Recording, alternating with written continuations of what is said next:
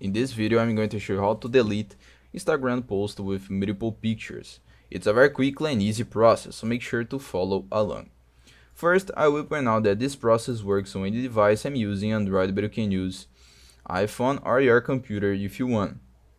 So, you need to come on your Instagram and log on the account that you want to delete Instagram posts with multiple pictures.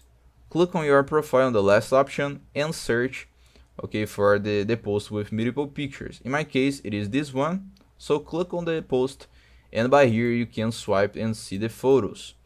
Then click right here on these three dots and you will find on the last option below post to other apps, delete.